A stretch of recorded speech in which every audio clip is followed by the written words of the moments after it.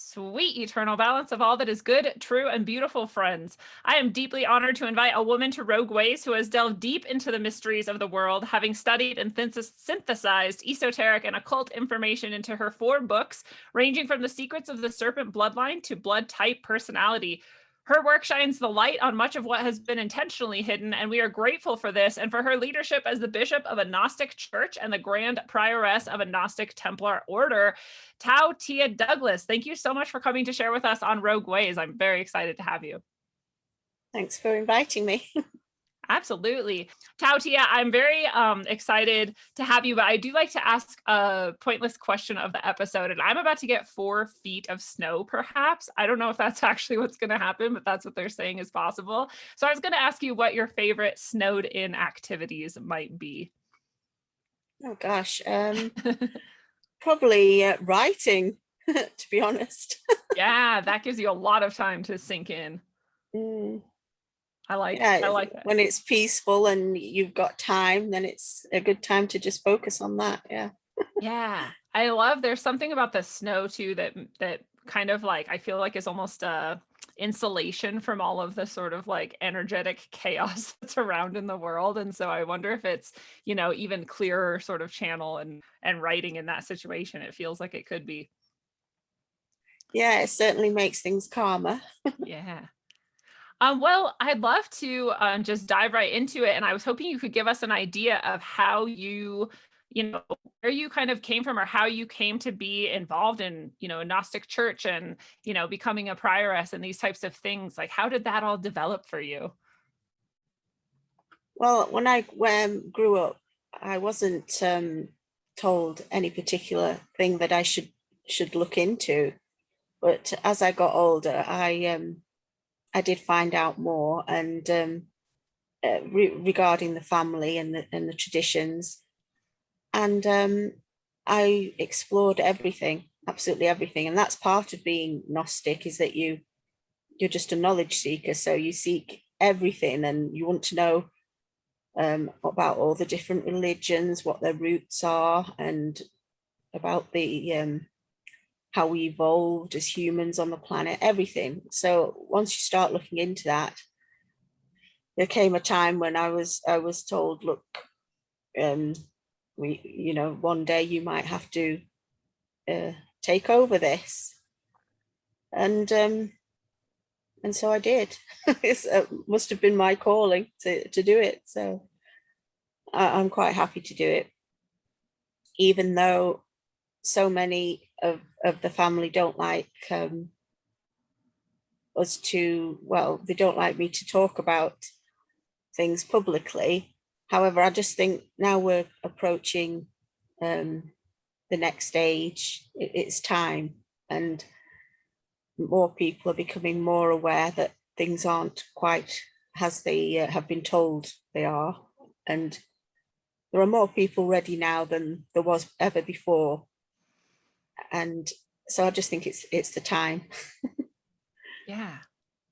I really feel that. And it's very interesting, because I do feel like the veils are sort of being pulled back, and whether people like it or not, they're sort of seeing even more. And so it is good to have people like you who are able to and willing to share information and insight and, guidance with people who are sort of starting to see. And we don't have a lot of this in our world, as far as I'm concerned, people who are actually intelligent and not doing it for ego or for other reasons, and who are, offering a sort of, I guess, framework for people, at least, because, especially if you have an experience or you start to see something, it's sort of like if people can think about the times they've used psychedelics, if you don't have sort of like a trip mother there for you, you might like sort of delve off into areas where you'd rather not go. And so it's nice to have that. And so I'm grateful for, what you've offered the world and what you can offer the world.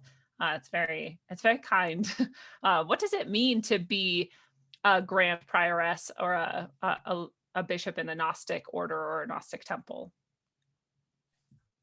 At a very basic level, it's the one who carries all the lineages.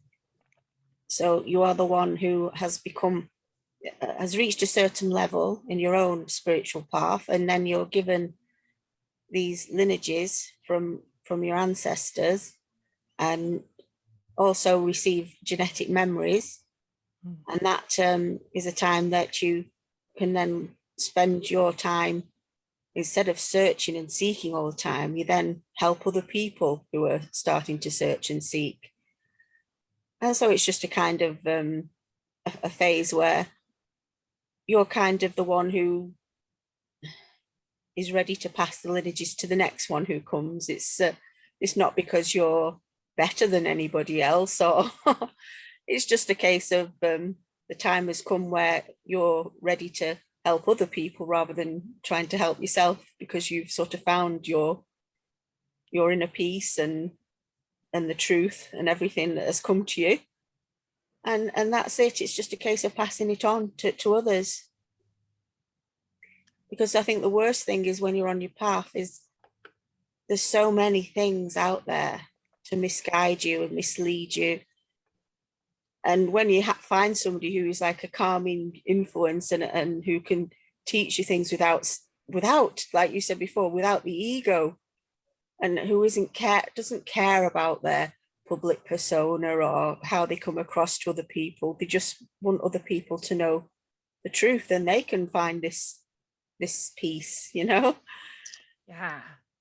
Yeah, it's really a beautiful thing, and that's, I feel like, how it like should be, instead of like, oh, I've studied this much and I've aced the test. It's like, no, I've come to this in myself and now I can offer it to others. And it's not, like you said, this egotistical thing. It's just true. It's just objectively true. And so that's just the role that comes along with that set of experiences. And I really love looking at it that way because it makes the most sense to me. I look at some other various spiritual orders where it's almost like the same thing we see in politics, where it's like, oh, you're so and so's brother, so we're just going to give you this role. It has nothing to do with what's inside of you or your abilities. It's just what we did, and there's just so much of it that is arbitrary, and so it's refreshing to hear about a process that is organic and rooted in actual lived experience. Mm-hmm. I agree. And I also like your description of Gnosticism, because I would call myself a Gnostic if I thought it was fair, because I don't actually know how one gets that, title or whatever. But when I look into Gnosticism, I look at the meaning of that word, is just to know. And I look at my own spiritual development and I see, well, everything that I feel like I understand spiritually has come from direct experience and understanding. And so I feel like that's Gnosticism in its root. And so it's also refreshing to hear that sort of definition. I know there's a lot more to the actual history and traditions that go along with it, but just those basic ideas I think are important for people to understand as well. Yeah, anybody can call themselves a Gnostic because it is basically just a path of seeking the truth and the knowledge and wisdom. That's all. Love that. I love that.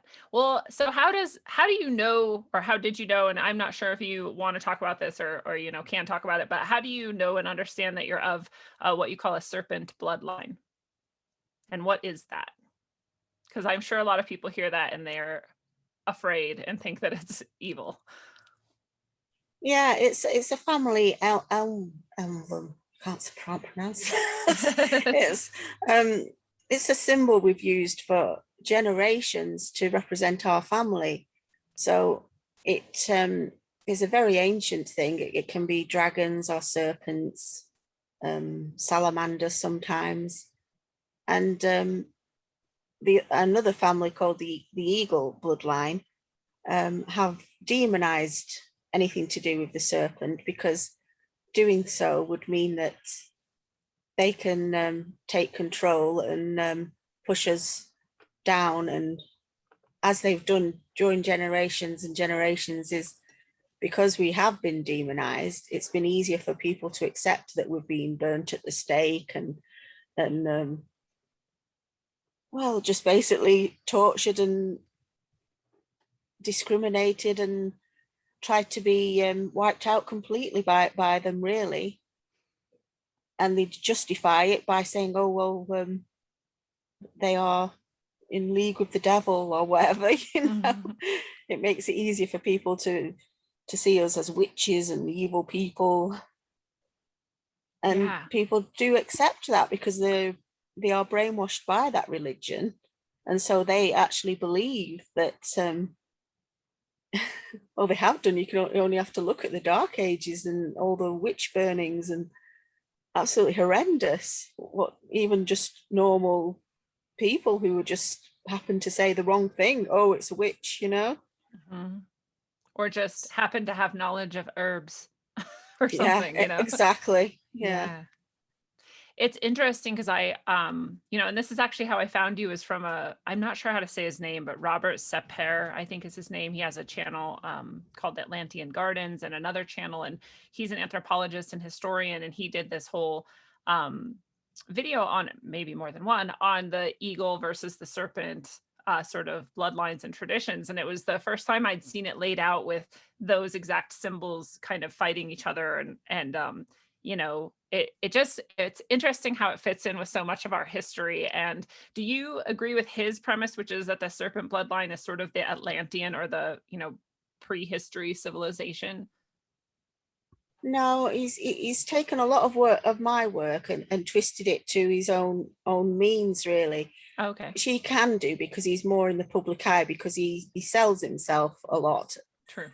And the very first time I came across him was on Facebook. It must have been about 2010. And he was pushing the 2012 extinction and planet Nibiru and aliens are coming. And I was on his page telling everyone, don't worry, this isn't going to happen. It's not going to be the end of the world. Please don't listen to this guy. And then he banned me from his page, but he started to look into the stuff I was talking about RH negative blood and everything. And then because he was more well known and he'd got awards in Hollywood and one thing for his Nibiru Planet X thing, he could put this stuff out, but rather than telling the full truth, he's twisted it and made it about his own agenda, I suppose, which is a classic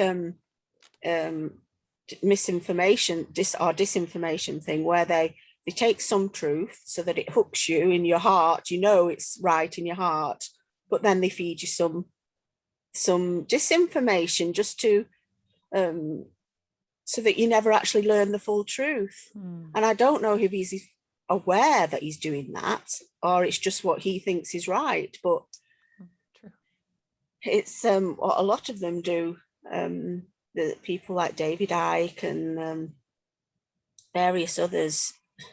I mean, David Icke says that my family are shape-shifting reptiles.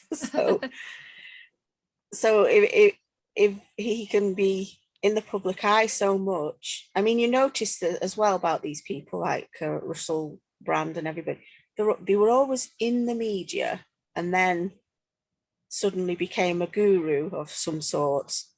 And I think, well, it's a bit suspicious, really. Yeah. But I think you have to take what they say with a pinch of salt, because I think they purposely try to mislead people, if I'm honest. And it can drive people insane with these things, because they're actually scared and thinking that aliens are coming to get them. And it's not good. It's not healthy. Yeah, that's a really good point. And I think if people, because you can get, like you said, like bits of truth from all of these places, but I think it's dangerous when anyone is claiming, this is for sure the absolute truth. That's the end of the story. And you're like, well, this is possibly a truth, but I don't know how David Icke or Russell Brand could know for sure anyways, and I don't know. I think the people who I trust the most tend to present things as, well, here's my history, here's my experiences, and here's what I've understood so far. And with that, like we were talking about over a couple times so far, it's just kind of stripping the ego out. And I think so we can start to recognize these people, at least in some of these ways. And like you said, like, why do they have the spotlight all the time? Like, who's propping them up, and who wants this specific message out? And maybe there's a reason why.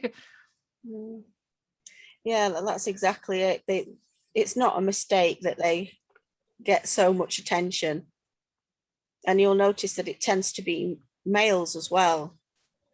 Yeah. Like the women never seem to get as much attention. They can be saying absolutely wonderful and amazing things, but it's always hush hush, and we put forward these male guru types. I mean, I would never describe myself as a guru because everybody's their own guru. Yeah. So yeah. I really see the same thing. And I, even in my own work, you know, I'll literally have like a whole episode on something that I'm exploring, you know, and then like 2 months later, someone in the same sort of podcast show community will say the same thing, and everyone will be like, oh my God, so-and-so said such and such. And I'm like, yeah, I mean, you watched my show and I said that like 2 months ago. Like, I don't need, you know, a bunch of like credit and like attention, but I just think it's weird that I seem to get less heard than many of my male counterparts saying the exact same thing. Yeah, it is frustrating. I understand where you're coming from, because that happens to me all the time. Yeah. And I think it's a lot of it's subconscious, you know, and I don't like to rail against sexism and all this, because I do see the history of oppression of women, and I also think it's, you know, not helpful to sit in victimhood. But it's interesting that we're, I think, sort of programmed to just not listen to women as much. It's just been not bred, but, you know, trained into us over a million subtle hints over our entire lives. And so I can't really like blame too many people, but it's definitely frustrating. Well, I'd love to hear some of the, you know, research, and I would love for people to go buy your books, but maybe you could give us, we don't want to spoil too much, but I'd love to hear just kind of the premise, at least, and some of what's going on in each of the books, if you would be willing to share that with us. I don't know if you can tell us about Secrets of the Serpent Bloodline and what that's got in, you know, going on within it for people to go check out. Well, that was started by, I was writing lots of articles and making lots of videos, and people were saying, have you not got somewhere where we can have it all together in one place? Can you not put it in a book? So I decided I would do that. And so there's 3 parts. It's like 3 books in one, really. It's a large book. And the first part is all my research and articles and things, tying together all the stuff that I've been saying for years and what my family have been saying for years, matching it up with the genetic information that's coming through now in the modern era. And basically, when I first brought it out, people were laughing so much at me. And now more and more, as more and more evidence is coming out, people are saying, oh yeah, well, maybe what she said was right. Yeah. And then I also have a section which is all about starting your own great work. I give you some ideas of how to get that going, some meditations and ceremonies and things like that. And I also go into details about Mary Magdalene and her children, and the teachings that she gave, and things like that, and more information about our church and order. So there's all kinds. There's also even some stuff about my own path, when I was taking little pieces from my magic diary and showing you how my path progressed, you know, and how I come to realize things. So there's all kinds in there. There's information about all different kinds, little snippets of bits and pieces, just to get to the point quickly, because one thing I don't do is go on and on and on about something, the same thing. I like to finish that and then get on to the next piece. So that might be frustrating to some people, because they think I want more on that, but that's something that they could ask me about, because I have all this information in my head and I just need somebody to get that out of me. That's all. Yeah. Well, that's what I love to do. So it's perfect. And I have a feeling we could do many episodes together too. So that might be interesting to get deeper into specific things, you know, as we go on. But yeah, that is the type of book I feel like that a lot of people, a lot of Rogue Ways listeners especially, would really love, because, you know, this is one of the things, as we've also touched on already in this episode, that there's just so much out there that is it's misleading, it's really egotistical, it's very almost like shallow, and it's also kind of like, oh, well, I could tell you, I could share this with you, but, you know, why don't you come pay me like $2,000 to do this special retreat with me, and then I'll give you a little tiny bit more. And it's like, you know, really, it's really parasitical almost. And so to be able to hear that there's a lot of this just in a book somewhere, you know, that someone was good enough to share, I think is really exciting. So I hope people go check that out. I know I'm going to. And what about the blood type personality book? What's in that? Well, there's 4 different personality types in that. There's obviously the A positive, B positive, AB positive, O positive, and then I've got the RH negative versions of those as well. And it just breaks down personalities based on those blood types, because I have noticed there are some differences, and I can guess it's unbelievable. It keeps happening again and again where I've guessed people's blood type. Wow. I was talking to a friend of mine in Egypt the other night, and I've known him for like 20 years, but he didn't know I was doing all this about blood types. And he said, "So what blood type am I?" And I said, "Oh, you're definitely B positive." He said, "How did you know?" Wow. I've heard so much about blood type, but never that it's associated with our personality. Yeah, it's amazing how much. But when you think about it, your blood is all through you, and it's part of your genetic makeup, and it affects everything really. So it's our life force in a way. It's a very important thing, and it can affect us. It's part of who we are. So it's a big part of who we are.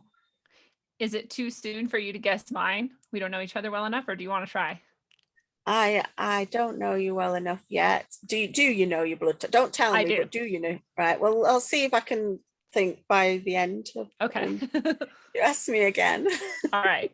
Yeah, and I know, I mean, well, yeah. I want to ask you about my blood type specifically too. So we'll wait and ask that again and come back to it, and then you can tell me what you think about it. So what about the Magdalene Rite, another of your books? I think this is part of what I heard, a little snippet of you talking about that I thought was so fascinating too. So I'm sure we'll get deeper into some of these things. When Mary Magdalene died, her two specific of her children decided they would write this ritual so that they could use it to connect to her genetic memories and just be in honor of her, and also to be surrounded by some of her favorite things. And it's just a very beautiful ceremony really. And when people have done it down the generations, they've used it to connect to the whole of the bloodline's genetic memories, and especially her, because she was a big important part of the bloodline. So yeah, it's a case of you do this ceremony, and if you're lucky enough, you will experience the thing that our ancestors have been experiencing when they do the ceremony, which is having a flood of this genetic information coming to you, and answers so many questions. And it's really good to find out for yourself rather than relying on other people to experience something firsthand. Absolutely. It's much better. That's so cool. And this is another thing that I think a lot of people, I mean, there's a fair amount of people, I guess, who will share kind of ceremonies and rites and how to do them and everything, but not so much, and not so much that you can kind of trust and know that it comes from a good place. So that's another fantastic resource that you're sharing with people. And I wonder what you think about, if people were to pick this up and to do it, is there danger in that for anybody? And if so, is there protection built into it, or is there anything that they need to worry about? No, there's nothing to worry about. There's nothing can harm you or hurt you during that ceremony. It's only bringing positive energy, nothing negative at all. I love that. That's so cool. I hope people check that out too. And then finally, what about the sacred texts, 4th book?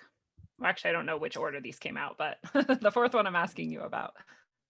That one I didn't publish publicly. It was privately, and it was more of an altar book. So it had Mary Magdalene's teachings, and it had different poems and things for different times of the year, and just little some things from the family that they've passed down, little what's the word? I can't even think of the word now. What's the word? Premonitions. Like omens, like things that they've put in about what's going to happen. So it Oh. was just that, and I only had a certain amount of those printed, and they've all sold now, so nobody else can get one of Oh those. no. Can you tell us any of the sort of predictions and what's to come that was in there?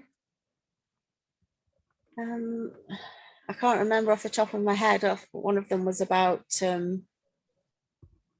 when we go into the next eon, that some one of the women from the Bloodline family would lead them into the next eon. Not actually lead them as in being a dictator or anything, just show them the way. Which, Shine the light. yeah, it's because it's a very confusing time now, because we are coming into the next eon of sorry, I keep forgetting the words. The word for I don't know what it is with my mind today, but the word for men and women together. The androgynous? Yeah, that it's going to be the next eon is the androgynous eon. And at the moment, there's a lot of confusion about that, because men are wanting to become women and women are wanting to become men. And people who are still trying to stay into the patriarchal and are upset about it. And it's all confusing. But the new eon doesn't mean that men now have to become women, but because of that energy that's flowing through, they think that that's what they have to do. They think it's confusing to them. So it's a very confusing time for people. It's like any transition is going to be full of kind of chaos and so much energy, and just things are going to kind of like shake out until they become what they're supposed to be. But is it more about our, just finding kind of a balance in our divine feminine and divine masculine aspects in ourselves, or is it actual sexual androgyny? Yeah, there will come a time where there will be no such thing as men and women, because in the past that was how it was as well. If you go right back to the very first eon, where they were just cells that divided, there's nothing more androgynous than that, really, because they didn't have. So these times move in cycles, and so they keep repeating. So we will go back into an androgynous. Excuse me, I've got to clear my throat. No problem. And I wonder then, because people feel like that cyclical sort of energetic shifting that just keeps going and going and going is like a trap that we're all in, that we're stuck here in this, and that we can't do anything but this, and we have no choice and no freedom, and and so then they have this goal to like escape this experience and this realm that we're in. And I wonder how you feel about that, and whether or not that's the correct way to sort of look at things, or if there's something else going on. Well, it's my belief that we're all here to do the great work, which is to leave this planet.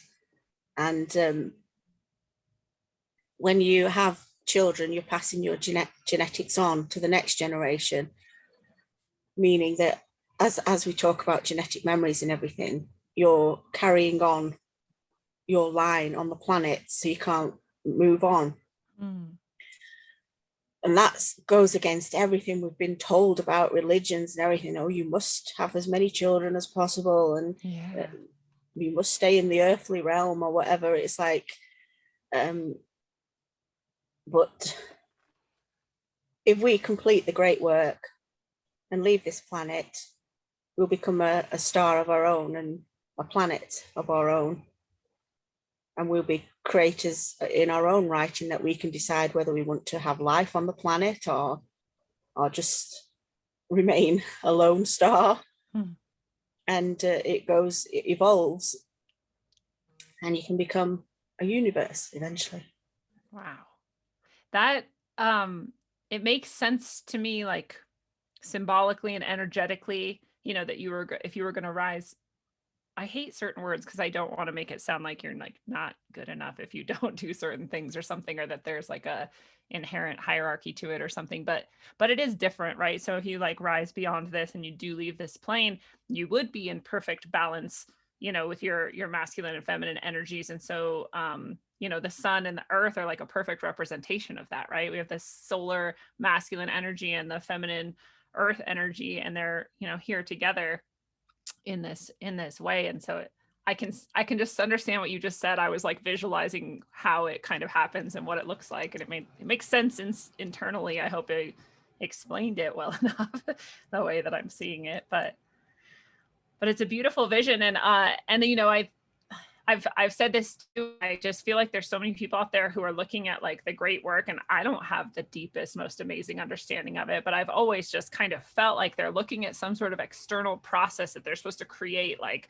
you know, rocket ships or like whatever they're doing, and that really it is this internal thing and this internal process that we're all supposed to do for ourselves. And it's interesting too to attach it to children. It makes sense to me too, right? Like if you're passing on this, your blood, and your blood is holding your essence, and so you're still here, you know, whether you like it or not. And it's also interesting that me and my partner at least have had we've never had children, and we've never wanted to, and it's not something that we seek. And part of me can like appreciate that. Like children are awesome. I'm not talking down to anybody or telling people that they shouldn't have had children, but I wonder if that's like a spiritual, you know, choice that our souls kind of made, and that we've just played out without even really understanding why, you know, to get us sort of closer to that experience. Yeah, it is true. When the more ready you are to move on, the less likely you are to have children. And I'm in no way say that somebody's a bad person for having children, because they're not. Obviously, it's just everybody's at different levels, you know, of where they're going to be, and it takes time. It's not as if it's a race or anything. Time is just an illusion at the end of the day. It's you know, we're all just preparing ourselves for the next phase. That's all. Yeah, that makes so much sense to me. Well, I do want to get into some specifics of, you know, Jesus and Mary and the cross and all these things that happen, because they're fascinating. And, you know, we've looked at them from all sorts of angles on rogue ways here, from the traditional Christian to the, you know, opposite, I guess. But I've also never heard some of your ideas that I'm really excited to share with people. So do you want to tell us about how Jesus didn't really die on the cross and what the vinegar drinking is all about?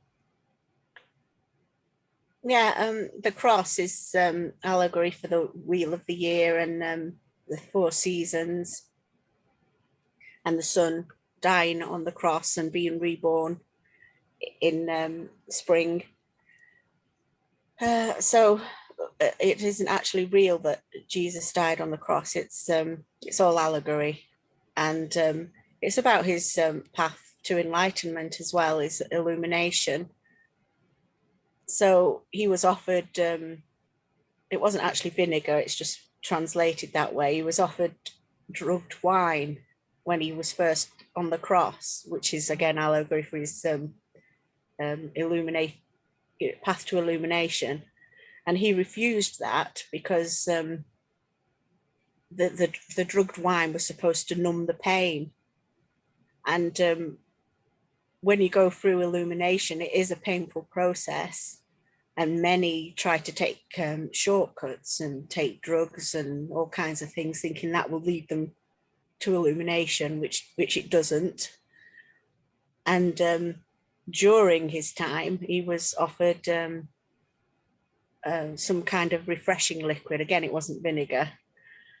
And this time he took the liquid, but it was to quench his thirst, and that meant his thirst for knowledge. And it had no properties that were to do with drugs or anything. So it was just to quench his thirst. So you can't take it literally. It was basically allegory for he won't take any kinds of substances that would numb his pain during the process, because there is no shortcut. People have come to me saying that they had a a chakra wand waved over them and they became illuminated. And it just makes me giggle because I think, do they really think that that's going to lead to illumination? People have taken substances and thought, again, just because they've had a slight glimpse of something doesn't mean they've actually achieved it. So that's what that's the allegory about. And also the thirst for knowledge is the refreshing drink that he had while he was on the cross. Oh, that's so fascinating. Yeah, and that astrotheological view is familiar, I think, to listeners of Rogueways. You've touched on it a few times with the sun and the sky, you know, dying, and the winter solstice and all of this being represented. But I always like to point out too what you just pointed out, which is that doesn't mean that this didn't also happen in some way, right? And it's always layered, right? Many layers deep in any of these stories. And so so you're kind of combining, I think, the best of both worlds, where it's astrotheological, but it's also, and it's about the seasons and it's about these things, but there's also an actual guy, you know, person, or probably multiple people who went through this sort of process, and it's laying out the aspects of the process. And I love that message too about not taking the drugs to numb out the pain. I think we could apply that to a lot of parts of our life, you know, where we're just at the very surface. Like if you're just like drinking kind of alcohol all the time, you're numbing out the pain, you're avoiding this process that you actually are going to have to go through someday. You're just putting it off, you know, and numbing it. And this shortcut, like you're saying, there isn't one. But I especially like that you highlighted that, you know, just because you have had experiences that are pretty profound and like mind bending and soul enlarging doesn't mean that you've like reached this permanent state of enlightenment, which I think is really good for people to notice. I think a lot of people can take those and believe that they're very, very special. And I think that's one of the traps, you know, saying like, oh, I must be really special. I had this experience. Everybody look at me. Yeah, and then they might fall into naive enlightenment, which is a very dangerous phase of the path. Is they actually think that everything they think is correct, and then they get misled by other things, and then they are convinced that what they're saying is 100% correct, and then they tell other people this stuff, and they get hooked into it, and it leads to a mass of people being all stuck in naive enlightenment, which is very difficult to get out of once you're into it. Very good point, because it's very deceptive. And how would you even know that that's where you're at unless you're constantly questioning and wondering and seeking further? Yeah, nobody can ever know absolutely everything to do with any subject, so there's always more. Always more. So why would you stop? Like, just keep going. I love that. Well, what about the oil of Mary Magdalene, or the oil that Mary Magdalene anointed Jesus with? And what does this have to do with her specifically being a woman? I think this is my favorite part. Well, this is where we're going to get into some what you might say is adult type stuff, but I will explain. A priestess, which Mary Magdalene was when she met Jesus, is trained in Tantra, and she has learned to balance all the chakras, which are actually her endocrine glands. And when all these endocrine glands are in balance, they can produce this, elixir. So when she performs the great rite with a priest who's also been trained in Tantra, when she reaches a state of ecstasy, it sends this energy through all of her endocrine glands, and this seeps out into her ejaculatory fluids from this cycnet gland, which is the female prostrate that most people don't even know women have. And this ejaculatory fluid is mixed with her menstrual blood, which she must be menstruating at the time when she does the great rite. And this contains the special chemicals that are created inside her.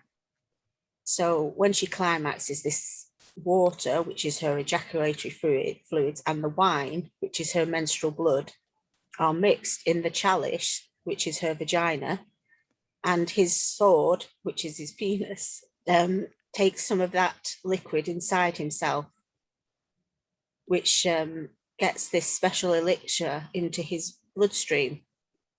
And the chemicals inside this elixir causes the priest's kundalini energy to rise, which goes up to his crown chakra, shoots up his spine, and causes illumination.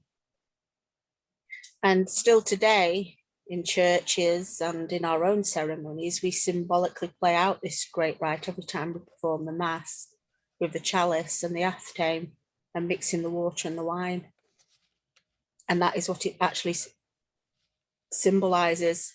It's all allegory. And when you think about these Christian churches doing Mass, mixing the water and the wine and the chalice and everything, you start to wonder how many of these people in the high up in the church realize what they're actually doing and what they're actually symbolizing. I bet very few. I mean, I bet some who have been inducted into various like sort of secret societies have some idea, but I bet very few actual, priests and pastors have any idea that it would represent such things. And I've heard little bits of what you're describing, but I've never heard it all combined in such a clear way. And it's so simple. Like you just laid it out very quickly and it all makes perfect sense. But I've never heard specifically, for example, that all of your chakras are each in balance with because they all correlate with a gland inside of you, and that's not an accident. So that you have all of this like physical and spiritual balance inside of you, and that's actually what is producing this energetic, and chemical substance, which then is, and I've even heard I've heard, that you can do this, white tantra, I think is maybe what it's called, where it's the sexual act and you use your orgasm in some way and it's supposed to raise up your energy in some way or something, but I've never had it explained like this so clearly. And that I've never heard, especially that this is something specifically that the female has to do and kind of share that with the male, and that this balance is what can create enlightenment. And so when you're saying that, is it saying that a man couldn't do this alone, or that a woman couldn't really complete it? It's like you have to have both for it to take place. No, the woman can be illuminated herself, but the male needs the female, this is what's really, really hurts the Eagle bloodline, is because they're very patriarchal and they really don't like that they need women for this. So they've tried to hide it from women and tried to play down their importance in the whole of spirituality in every way. When you think of it, they've got the Catholic Church, for instance, they dress up as women because they are emulating the Mother Goddess in their robes. And they used to castrate them. Before it was known as the Catholic Church, it was known as another cult of Mithras. And they used to do that. They used to cut them off and say, to make them more like a woman, so more like the goddess. Yeah. And so now the Catholic Church, well, they just, you can't get married, but they don't actually do the act of cutting anything off. But then they do actually worship the Mother Goddess still with Mother Mary. True. And some people have a problem with that, which is interesting too. They're like, of course they would. Let's cut that out too. And so this substance that is created, and it's interesting because I've actually heard too, in a totally random experience in my life, that the penis will take in a little bit of whatever it's immersed in at the end of ejaculating. Is that when, that would happen? And they would ejaculate and then take up this substance from the female vagina? No, the man is trained not to ejaculate. The priest, you would say priest. So yeah, he can take this liquid inside himself without releasing his sperm. Okay. And then I forgot where I was going to go next, but there's something about the spine too, the spinal column, and this is why the number 33 is so important. And this has some connection with this this rite and ritual that two people can share. Does that connect for you, or does that have something to do with this process? 33 is the number of the priestess. 333 is the number of the high priestess. And number 3 is the number of the girl, the young girl who hasn't yet become a priestess. I wrote about that in my book, in the Life in Numbers article. Okay. Because a woman's, everybody has to reach 9 to become illuminated. The number 9. And a woman can do that alone. 333 equals 9. Whereas a man is, his number is 6. And he needs, I do explain this somewhere, if I can, I'll see if I can, you know, when you can't see something in front of, yes, in front of you, and you forget how it's said. right. I already kind of am understanding what you mean. And you know, the number 6 too is associated with the carbon atom, but it's also been said in the Bible it's the number of a man and it's the number of the beast. And it's interesting to think about whether or not that's just saying, you know, that a man sort of like incompleted or not having accomplished this rite or whatever we're gonna call of what we've just been talking about, would not be sort of completed and wouldn't be sort of whole. And so it would be more like beastly, you know, that you're like lower because you haven't like experienced this spiritual awakening or rising up. Well, a childhood boy is number 6. Okay. So if you get to adulthood, when he's a priest, it'd be number 12. The 1 represents his penis, the sword, and 1 plus 2 equals 3. So that's when he needs the woman. It's confusing. And then if you add when he's 18 is when he's in illumination, and it's 1, which is his sword, plus 8, which is represents a female, infinity, when she's lying on her back, and then that equals 9, and that is the older man who has used his number 1, which is always represented at the penis, to reach wisdom and knowledge. Wow. But like I say, he can't do that on his own. He needs the female, whereas it's more straightforward for the female. It's just 333. Wow. And these are things that I'm guessing would almost never happen by accident. Like you have to know these things and intentionally practice these things and work towards it for you to do this, you know, for you to accomplish this process, basically. Yes, it's because the woman needs to have all her chakras balanced. And I don't know if you saw my recent video on the 7 deadly sins and the 7 heavenly virtues, but that's basically saying 1 represents each chakra. And if you don't have those things in balance, you can't have your endocrine system in balance, because our psyche is all to do with our inner workings as well. We can't separate the two. If we can think ourselves ill, and we can think ourselves addicted to something, and it's all connected. So before she's reached that balance, she won't be capable of enlightening anybody else, never mind herself. So she has to work on that herself. Wow, and sorry, go ahead. I was just going to say that because most people assume that we have to be virtuous all the time, and then they forget to admit to their dark side. They can never be in balance, because we all are human and we all have good and bad inside us. And we just have to learn to balance those and not go too far one way or the other. And that's what creates the harmony. And it's so rare because just like we were talking about earlier, how people can, feel like they've had this experience. And so now they've just arrived. And so in their minds, they're never going to analyze any more of their shortcomings because they've arrived and they're already there. Mm. And so you like start to fail instantly, I think, when you assume that about yourself or feel like I think you should celebrate your accomplishments. And, if you've overcome, especially like a darkness inside of yourself and you've healed something inside of yourself, you should celebrate that and acknowledge that. You don't have to pretend like you didn't, but to feel like that was the end of the process, just like we were describing earlier, you just keep going, keep going. There's more to do.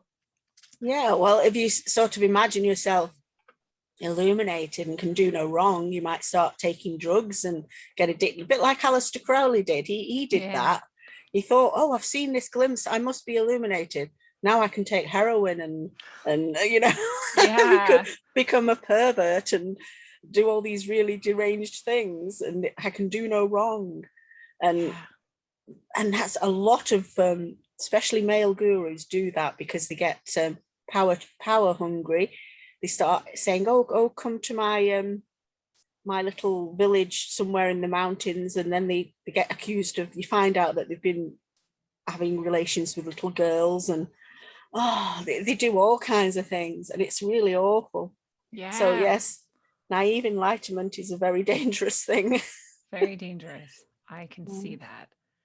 Yeah. And I guess we never talked about the spinal column specifically, and if there's something that you want to point out about it that's important to this process or understanding as well.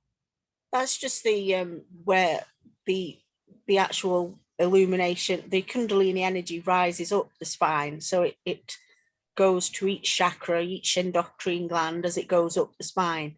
So the spine always represents the illumination, if you will. It's like the thing that where the energy rises. So it's an important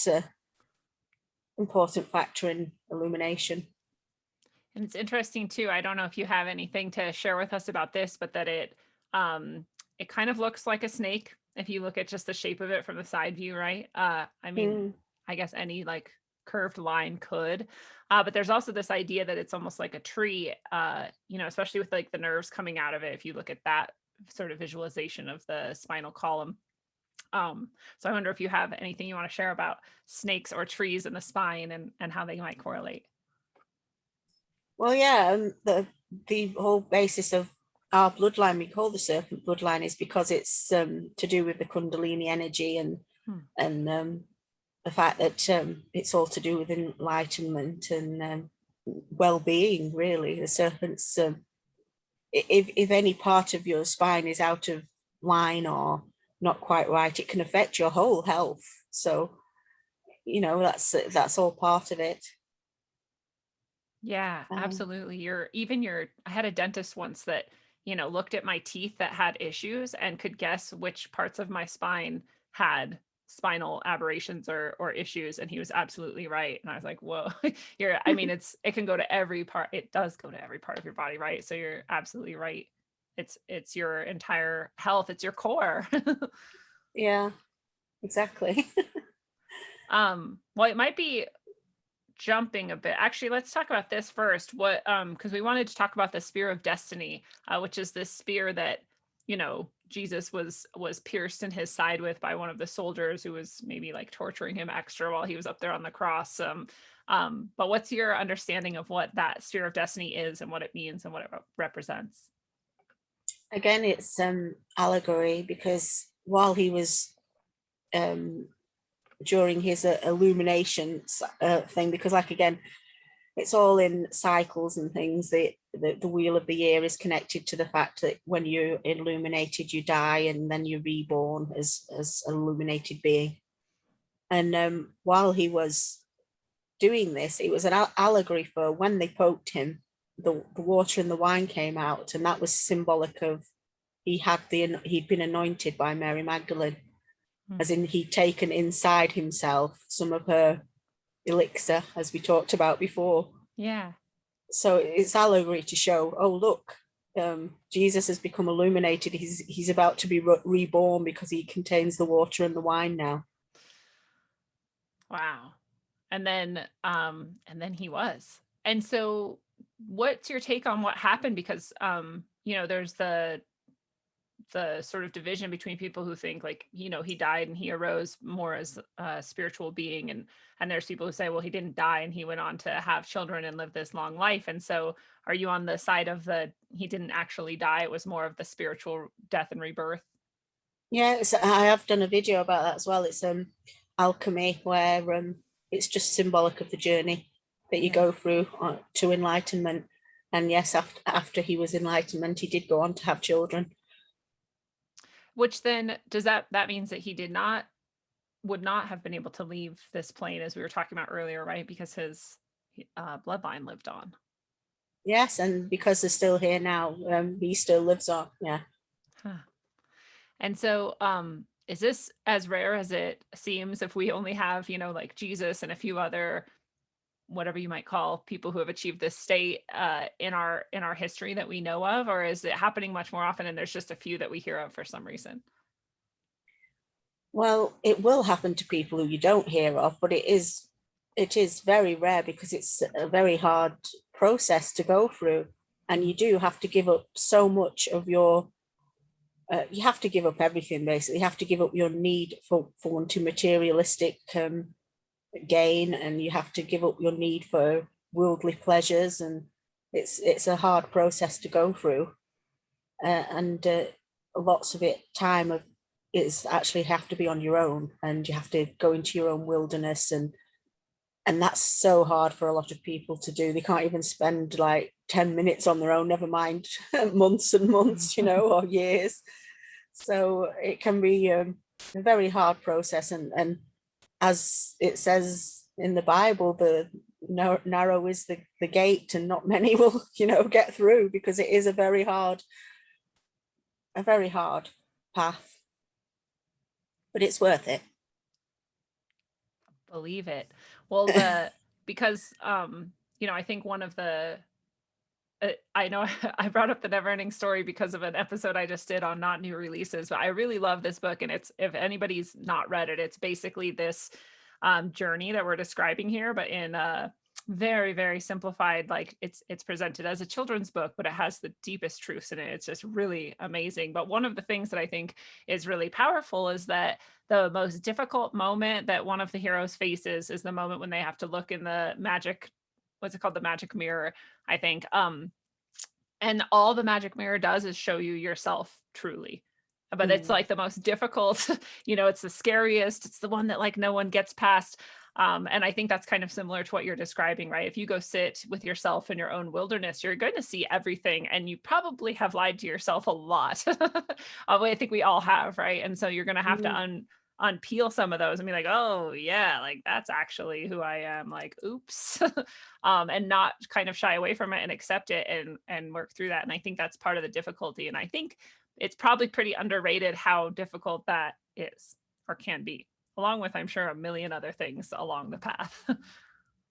Oh yeah, it is the most difficult. It's well, nobody likes to admit to themselves that they've got this dark side and bad points about themselves, but you have to admit to them and deal with them to move forward. So it's not we shouldn't be scared of that. We shouldn't be scared of admitting that everybody's so scared of what people might think of them, and it's a very, very hard process.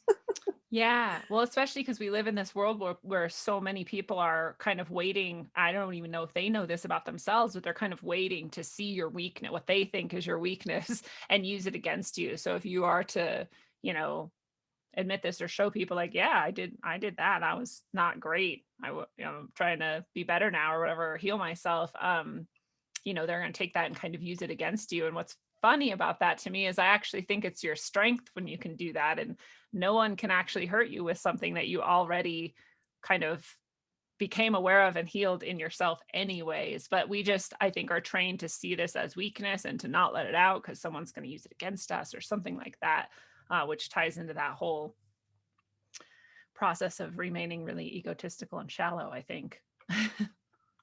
Well, yeah, if you have nothing to lose, nobody can say anything against you that will hurt you, because you you can't be brought down because you already know yourself completely. It's a really good point. Yeah. And okay, so this is shifting gears a little bit. Who were Enki and Enlil? We hear so much about them, and you have a specific take on them. Yeah, they were gods in Mesopotamia. They were twin gods, and they represented the age of Gemini. And Mesopotamia had many different gods, which were representing the planets and everything. They had the three main gods were Enki, the god of wisdom and magic, and Anu, who was the sky god, and Enlil, who was the god of earth, storms, and agriculture, and who's also said to be the controller of fates. But they were just the gods to represent the age of Gemini. There is a different god for every age. And as it was said in the Epic of Gilgamesh, was that Enki made humans out of clay, and then the Enlil decided to destroy humanity by creating a flood. And Enki then built an ark to save mankind. And well, if you look at that, it's exactly the same as what they say in the Bible about the God of the Bible, and it just follows through to every other religion because it's the same story that they set up through astrotheology as well. Right. Which is this, it's genius because it's a much easier way to remember. I feel like they combine like history and like, the path that we're describing of reaching, enlightenment or a higher state of being, and all of these things encoded into this again in like these multiple layers of meaning. And it's genius because it's much easier to remember than memorizing texts of facts and tables and dates and all of these things. It's much easier to remember this story that is both actually true, symbolically true, and like encodes sort of the deeper meanings too. Do you feel like that's how it is? Yeah, it's just allegory is an easier way to teach people, because without them actually knowing the truth in a way, if you think of them teaching children a certain story, then that story can be passed down, but they might not even be told the true meaning of that story, but it just gets passed down. But the adults would have known the allegory for it, but because only the story got passed down, that's all that got remembered. So yeah. Yeah, and then trying to get back the wisdom and the truth that's layered in there. Yeah. As part of the challenge. Do you feel like if we're going into this new age that this is all going to be much more understood and known and accessible to people again? Are we kind of getting past the dim age? Yeah, because not only are we moving into a new eon, we're also moving into the age of Aquarius, and the age of Aquarius is all about enlightenment, and yeah, so people will become more aware of astrotheology and the truth through all the allegory, and hopefully we'll find some peace that obviously the mainstream religions haven't provided for people. Some people think it has, but it's caused so many wars and so much trouble.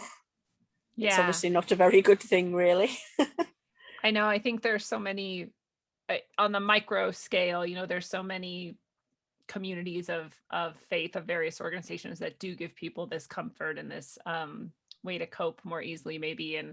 But it's sort of like we were saying earlier, it's like no one's really offering anyone the actual truth of your soul, or like why you're here, or what's going on in this realm, or it's just sort of like it's sort of like the shortcut or the band-aid that we were talking about. You can take it can feel nice, and I'm not going to judge you for it, but it might not actually get you as far as you want to go, and it might not actually give you the sort of answers and solace that you're actually seeking.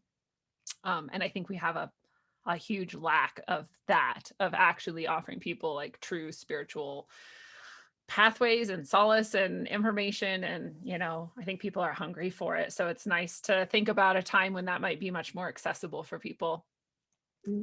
What do you think is, you know, the sort of spiritual nature of what's going on politically right now? And I don't know if you have been noticing this phrasing of like the Great Reset that a lot of, you know, elite people are pushing out, and everything with this whole, you know, coronavirus stuff. Do you see that in a spiritual lens, or do you have any kind of take on why that's all happening? Well, the Eagle bloodline do still run everything.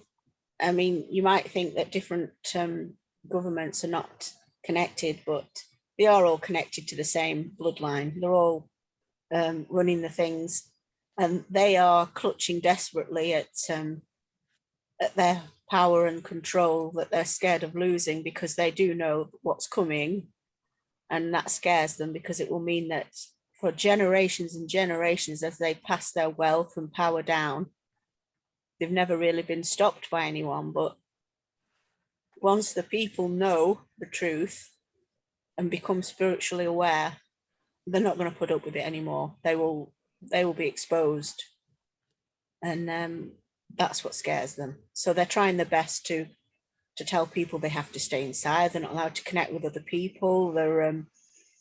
There's a scary virus out there. I mean, I don't think there isn't a virus, but I don't think it's quite as bad as they're making out. And I actually think that telling healthy people they have to stay inside is, as their businesses are all failing and businesses are shutting down, it's just going to be horrendous. Yeah. But that's what they want. It's all by design. It's by design. Yeah. And do you think there's going to be a lot more destruction and death and that clutching for control that they're after before things get a lot better? Or do you think there's a chance we can avoid it? Well, as long as people are still living in fear and looking to the government as their daddy, I would say, you know, that they will be manipulated and they will be living in fear, and it will continue. Yeah. I think that, you know, and you've said it a couple times through this talk that, you know, basically if you're working on yourself and you're developing your own spiritual path, you're going to get less and less attached to a lot of these things that are sort of the trappings of the modern world that they use to control us. And so you're going to free yourself from that automatically, and then be able to help other people free themselves too. And that is how we kind of take their weapons away from them, is by, you know, like healing ourselves enough to no longer live in that attachment and fear and that false belief that we need them in order to do anything. I mean, the world's existed long before they were in control of it. So obviously we don't. So that's a beautiful thought. And do you, like, what's your take on past life memories that people have? I know I've had, I think 5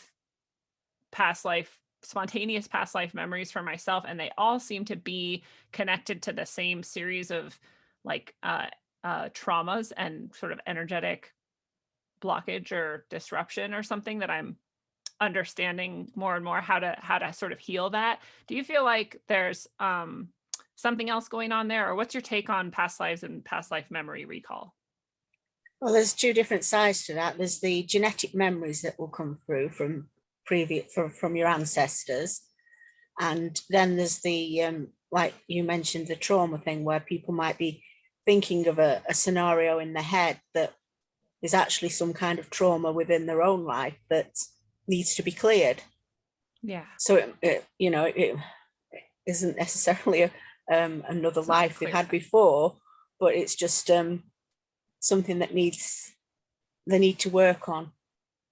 And again, the genetic memories things, well, you could see that as a previous life because we are our ancestors, but it's not as well, when you think about how many people must be in our ancestors from the past, it's a lot of people. So we have a lot of choice there to choose from. And when you access these different genetic memories, you'd be able, if you did it well enough, you could learn a language instantly, learn an instrument, all kinds of things you could do if you could tap into that. Yeah.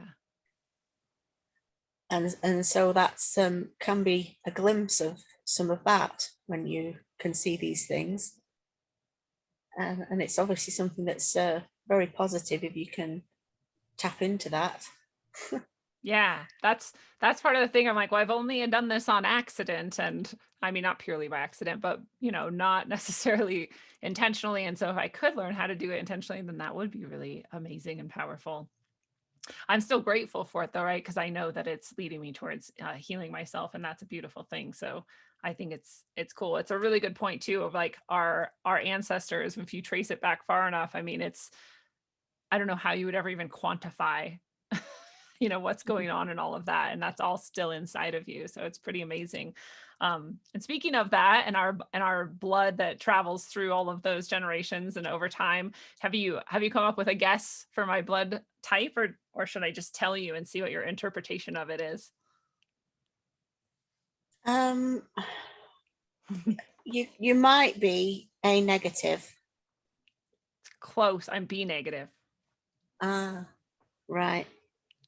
Well, I haven't known you well enough to make a real guess, but I did definitely knew you were a negative. And why? What's negative mean? Well, for a start, it means you've got serpent genes in you, which all modern humans have, but it tends to come through more in somebody who's negative. So it's they tend to be more spiritual and in tune with things. It comes easier and more natural to negatives. And B's, there's a reason why I thought it was A, is B's are normally very reserved and quiet and wouldn't want to do this sort of thing, for instance, like an interview. I'm glad you're saying that, because I think people think I'm naturally an extrovert or naturally somebody who wants to be doing this, and I'm not. I feel like I was told to do this by my spirit, and so I just listened, and I have to make myself do this. Yeah, it doesn't come naturally to me either. I really have to be forced to do things like this. So yeah. But yeah, that is the only reason why I thought you may be an A, because they tend to be a bit more outgoing than the B. But a B, once they have how do you say, something they're passionate about, they will give everything to that, because it really means something to them deeply inside, in their heart, and they really want to stand for that. And it doesn't really matter what other people will say, they will stand for it, That is definitely me. Yeah, that's exactly why I'm willing to do this, even though it's not my most comfortable state of being. What did I want to ask about the oh man, I lost it. It was something about being negative. Oh, do you think that because I know you're also into genetics and biology, and you've studied these things to a high degree and level and written about them, do you think that the reason there's so much less Rh negative than there are positive is because of all of the sort of like stripping out from history, like the killing of all the witches and all, and it's sort of been intentionally like genocided out of existence? Or do you think there's another reason why it's the less common blood type? Yeah, that is part of it, is the fact that we've been wiped out, basically. There's more of the female line than the males, because they bred with a lot of our females, because they wanted the magical powers, as they would see it as, and so that's the reason why there are so many more women in the lines. Oh, I didn't know that. But yeah, there's they have all over history tried to. I mean, even Hitler was trying to wipe out the Rh negatives. Wow. And even people who were supposed to be completely on the opposite side, like Engels and everybody, they were very against the Rh negatives. Wow. Called us prehistoric, backwards thinking people who were tribal and wouldn't move forward into the industrial era. And yeah, I think I would quite like to go back to times where we were all tribal and nice, and we didn't have money, and we could care and share and trade services rather than you know, having to have money. And create things just as we like need them and see fit. So everything's kind of like unique and in its own like energetic perfection, instead of like, well, here's the mass marketed shovel or whatever. I mean, like, I think every tool and object we had could be much more beautiful that way. But I don't know. I know people are very much like attached to technology, and they feel like it's given us all of these abilities and things that we couldn't do. And I'm always fond of pointing out, I think that we could do all of these things without technology, but because we've like suppressed it and pushed it away, we think we can't do it without technology. Like, I think that you and I could have this conversation without technology if we were adept enough in those skills. You know, I don't know that I am, but you know, that if we were, we could. I just don't think we need technology. And I think that our skills and abilities of that nature, of our spiritual nature, are dwindle because we rely on things like technology. It could be so, but you could also have a highly advanced technological system like we used to civilization like we had in the past that was wiped out, because as the Serpent bloodline used to have these amazing places. They didn't have any we didn't have any walls around our cities or anything. We didn't have any defense system. But then when the eagles came, that made us easy pickings, because we were so trusting, and we didn't think warlike like they are. But because they are mixed hybrids, they have this battle inside their head very strong, where they just want to control everything, and they don't like being they don't like considering themselves second best, because they're not the creators, which the Serpent people were the originals who were here first. So most ancient humans.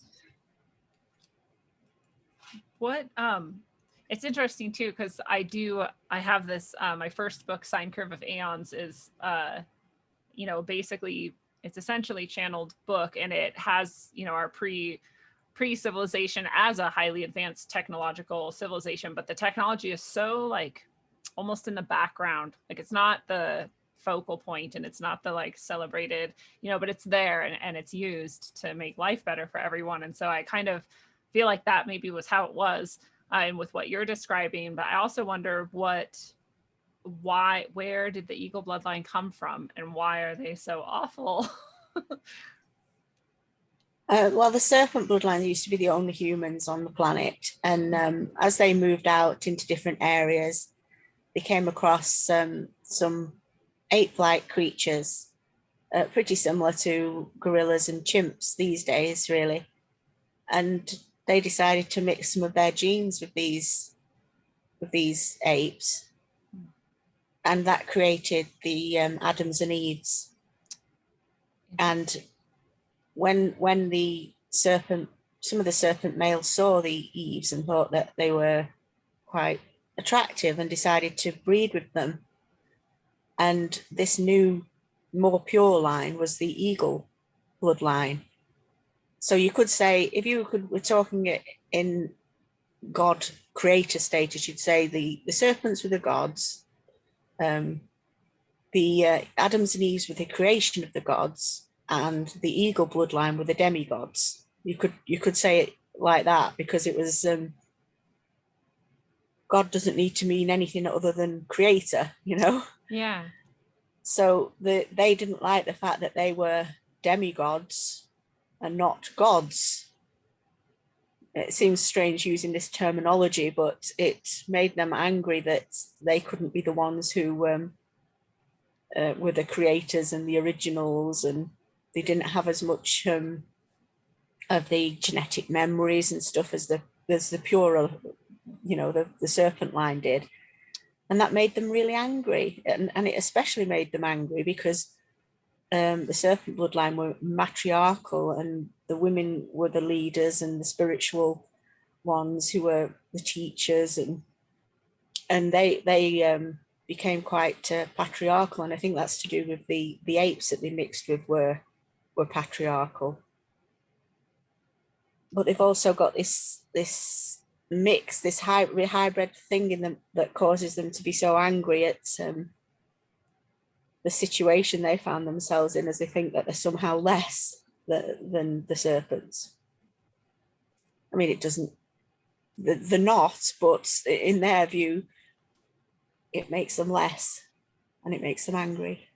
It's just like it's like an ancient insecurity trauma issue that's just like has never been healed or something.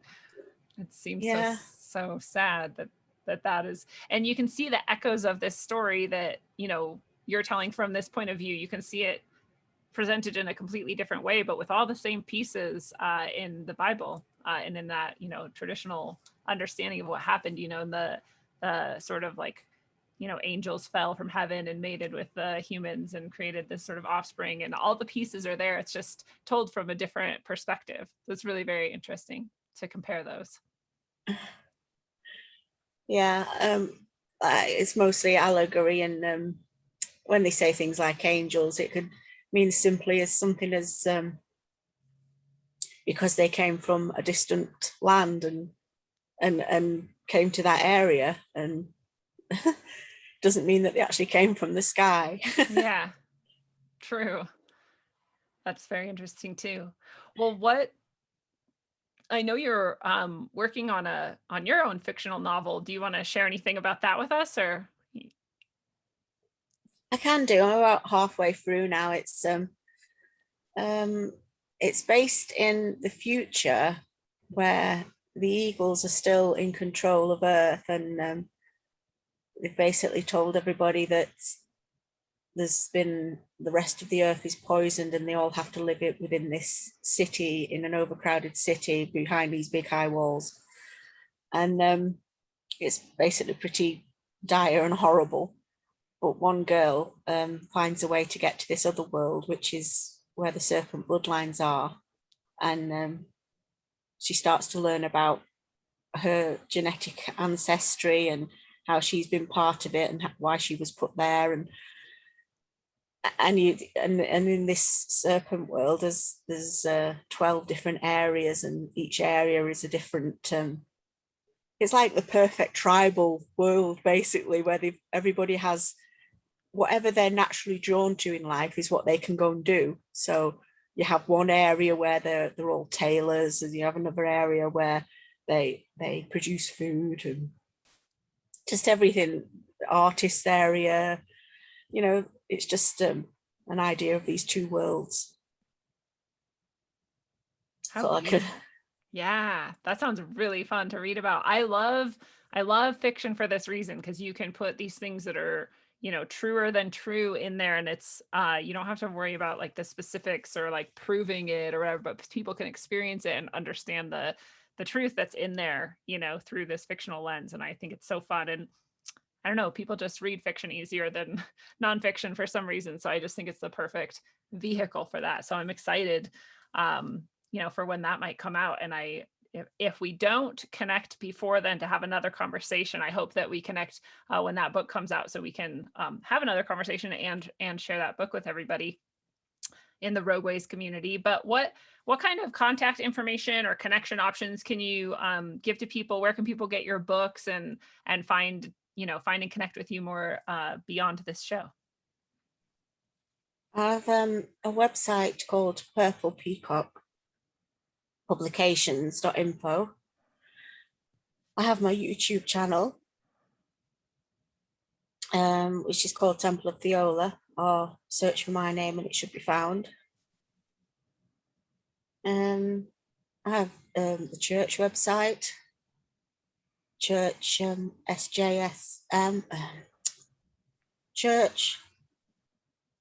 churchsjsm.org. I think there's Facebook as well. I'm on Facebook. I think that's it, really.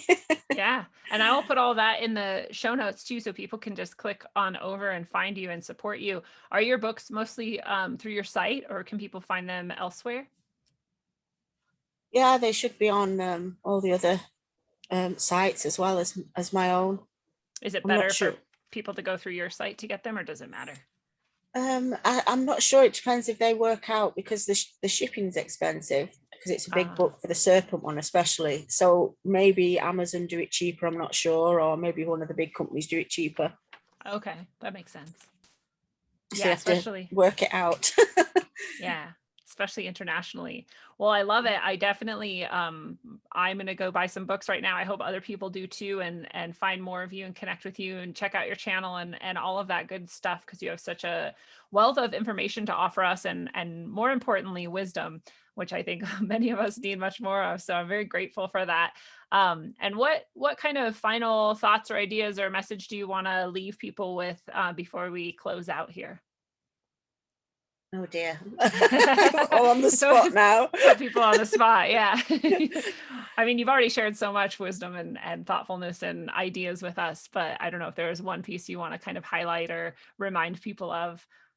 They've taken in so much already. I would just say to not stop seeking, and don't be scared of admitting to your dark side and facing your fears, and knowing yourself.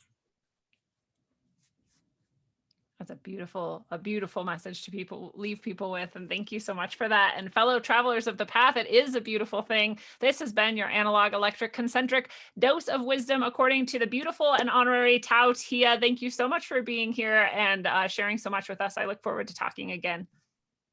Me too. Thanks for having me. Thank you.